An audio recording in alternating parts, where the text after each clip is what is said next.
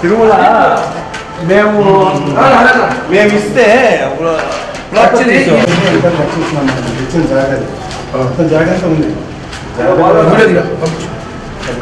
పాతది ఇది పాత బిల్డింగ్ ఇక్కడ మీరు కట్టిందా ఇదంతా పాత ఆడికి ఉందా ఎక్కడ నుంచి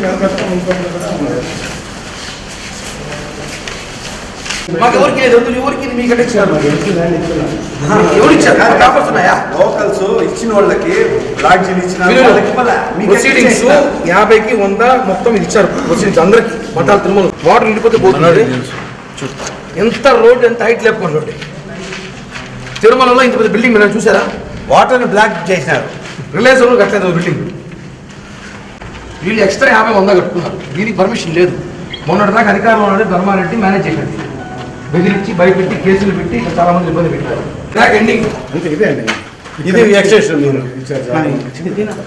ఈ జాగా ఎట్లా ఇచ్చేస్తారు మాకు ఇమ్మని మేము ఇచ్చిన వాళ్ళు మేము ప్రాపర్టీస్ ఇచ్చినాం కదా మాకేమని పెట్టుకున్నాం పేరు ఎందుకు పెట్టినాడు రాజేంద్ర ధర్మారెడ్డి అని పెట్టుకుంటారు చెప్పేసారా ఇది 100 అడుగులు లెక్క వచ్చింది ఎలా వచ్చింది వీళ్ళకి మాత్రం పర్మిషన్ ఎలా ఇచ్చారు 100 అడుగులు టీటీడీ కాలువాన్ని పూర్తి చేసి రోడ్ వేసి మరి బిల్డింగ్ పైకి లేపారు పవిత్ర పుణ్యక్షేత్రం తిరుమల గత 5 సంవత్సరాల్లో తిరుమలను పూర్తిగా సర్వనాశనం చేసింది వైఎస్ఆర్ కాంగ్రెస్ పార్టీ వాళ్ళు. ఇక్కడున్న ఈవో ధర్మారెడ్డి ఎవరైతే ఉన్నారో స్థానిక ఎమ్మెల్యే ఇక్కడ ఒక డిపార్ట్మెంట్ సంబంధించిన ఇన్స్పెక్టర్ వీళ్ళందరూ కలిసి తిరుమలని వీళ్ళ వ్యాపార కేంద్రంగా అడ్డాగా మార్చుకున్నారు. ఉదాహరణకి ఈరోజు తిరుమలలో మనం శారదాపేట స్వరూపానంద మఠంలో ఉన్నాం. యాక్చువల్లీ ప్రొసీడింగ్స్ ప్రకారం ఏ మఠం తిరుమలలో 50కి 100 50 వెడల్పు 100 పొడుగు ఇస్తారు.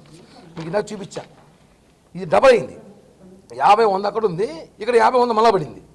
దీనిపైన తిరుపతిలో స్టార్ హోటల్స్ కూడా పనికిరావు అటువంటి నిర్మాణం చేస్తున్నారు. 6 అంతస్తుల భవనం తిరుమలలో G+2 కదా G+3 G+5 అండర్ గ్రౌండ్ ఇంకా స్థలం వదిలితే కిందకు పోతారు. కింద పోయే ఛాన్స్ లేదు ఎందుకంటే ఇక్కడ వర్షం వస్తే నిండిపోయి వరద నీళ్ళు వచ్చేది దాన్ని ఆపేసి రోడ్ వేసుకున్నారు వీళ్ళు మఠానికి కావాలని. అంటే ఎంత దారుణం అండి. అధికారం చేతిలో ఉంటే స్వరూపానంద స్వామి ఇంత చేస్తాడా? స్వరూపానంద స్వామి జగన్ మించిపోయినట్టున్నాడు. జగన్మోహన్ రెడ్డి ఎక్కడైనా స్థలాలు కనిపిస్తే ఆయన పార్టీ కార్యాలయం కట్టవచ్చు 42 ఎకరాలు ఇచ్చాడంట. ఈయన వాళ్ళ గురువు గారు గురువు అవుతాడో చిన్న అవుతాడో ఏదో అవుతాడు స్వరూపానంద స్వామి ఆయనకి. ఆయన పాటలోనే ఇంత విచ్చలటి తిరుమల 8 లక్షల మంది జనం వస్తుంటే 6 అంతస్తుల భవనం పర్మిషన్ పెట్టినాడు.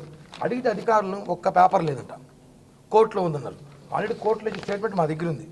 కోర్టు డిస్ప్యూట్ ఇది మొత్తం ఫేక్ అని చెప్పి ఇచ్చింది కోర్టులో కూడా అడ్వకేట్ కమిషన్ ఇచ్చింది. దీనికి సంబంధించి కోర్టులో కేసు వేసిన వ్యక్తి ఇక్కడే ఉన్నాడు. కోర్టులో కేసు అయితే వేశాడు. కానీ ఎంత దారుణం అంటే తిరుమలలో మొత్తం మఠాలు పరిస్థితిలా ఉందండి. ఒక మాఫియా అయిపోయింది. తిరుమలలో నిజంగానే స్వాములు వాళ్ళకి ఏదో ఆధ్యాత్మిక భావంతో టీటీడీ వాళ్ళు స్వాములకి మఠాలు ఇస్తారు.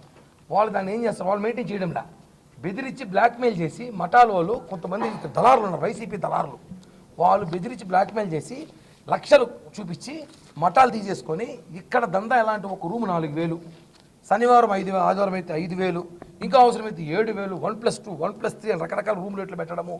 పెళ్ళిళ్ళు 5 స్టార్ హోటల్లో చేసుకోవచ్చు హైదరాబాదులో అక్కడ చోట్ల. అంత విలువైన పెళ్ళిళ్ళు చేయరు ఇక్కడ. మామూలు సెంటిమెంట్గా శ్రీవారి భక్తులతో పెళ్లి చేసుకుంటే ఆ పెళ్ళిళ్ళకి కూడా ఇక్కడ మినిమం 2-3 లక్షలు అయితే పెళ్లి చేయరు. అట్లాంటి దారుణంగా ఇక వ్యవస్థ మారిపోయింది.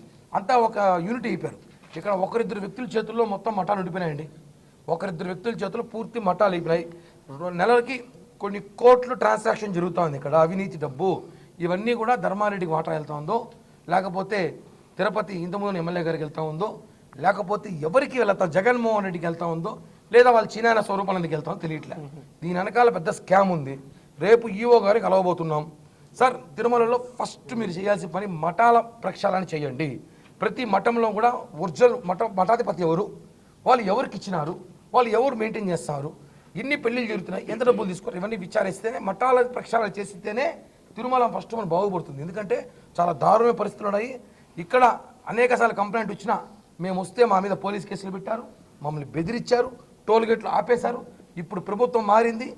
జనసేన చంద్రబాబు గారు హయాంలో తిరుమలని పూర్తిగా ప్రక్షాళన చేయాలని ఆలోచన వచ్చినప్పుడు మేమందరం కూడా ఈరోజు వచ్చాము.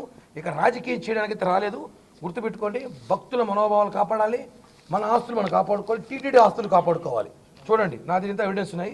దీని మీద నేను రేపు ఖచ్చితంగా ఈఓ గారిని కలిసి ఈ బిల్డింగ్ డిమాలిష్ చేయాలి, ఈ 6 అంతస్తుల భవనం కూల్చకపోతే వదిలే ప్రసక్తి లేదని చెప్పి కూడా ఈ మఠాధిపతి ఈ జగన్ చీడాని ఎవరున్నారో ఆయన హెచ్చరిస్తున్నాను.